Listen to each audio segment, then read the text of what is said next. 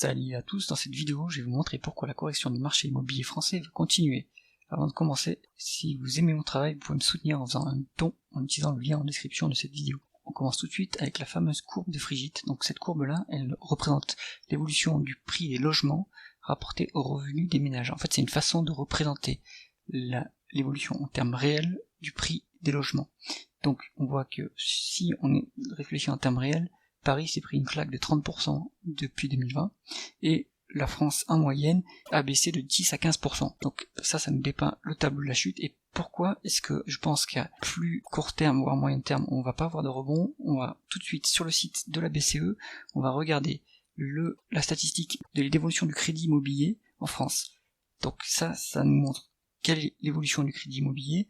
On voit qu'en fait on est à un rythme élevé depuis 2000. On a eu bien sûr la crise de 2008 qui nous a mis un trou, et ensuite ça a un peu remonté, mais ça a vivoté.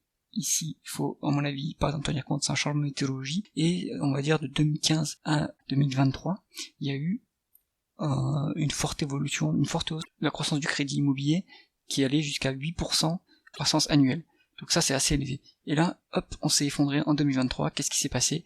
L'inflation, la hausse des taux, mais aussi il y a eu des décisions du Haut Conseil de la stabilité financière pour limiter les prêts des banques en durcissant les conditions d'octroi. Et donc, résultat des courses, on est tombé de la falaise et on n'arrive pas à remonter en croissance positive. Qu'est-ce qui me fait dire que cette métrique est importante pour suivre l'évolution du marché immobilier? On va tout de suite dans un rapport qui a étudié l'effet du crédit. Donc ça c'est un rapport de la Banque d'Espagne. Il a étudié l'effet du crédit sur l'évolution des prix immobiliers en Espagne pendant la crise de la dette européenne. Pour rappel, en 2011-2012, les taux d'intérêt obligataires des pays européens, appelés les PIGS, ont monté en flèche.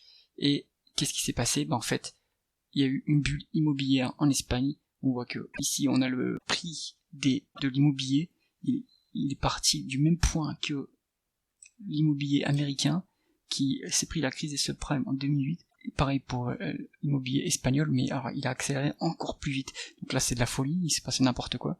Mauvaise allocation du capital. On voit ici que cette accélération de la croissance des prix, ça suit le levier financier finalement. Donc la dette a monté en flèche et ça a fait fuser les prix de l'immobilier. Donc si on revient ici, on voit qu'on est en croissance négative. En négative, il y a quand même un délai entre la baisse des prix et l'évolution du crédit, mais ce délai est d'environ 12 à 18 mois.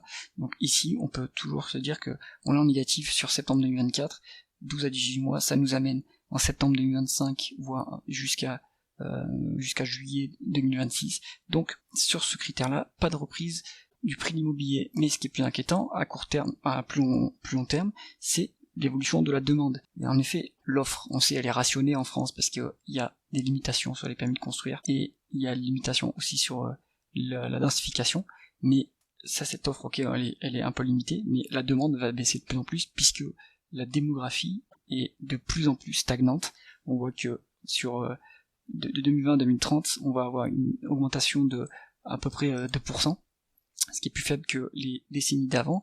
Si, par exemple, les conditions migratoires se durcissent, cette évolution, en fait, sera plus faible, donc la demande sera plus faible. Conclusion, l'immobilier en France, en termes réels, pas en termes nominal, mais même en termes nominal, l'immobilier va aller rejoindre, à mon avis, ce tunnel, c'est-à-dire c'est la zone normale des prix de l'immobilier qui font que le ménage moyen pourra s'acheter son immobilier sans s'endetter sur 25 à 30 ans.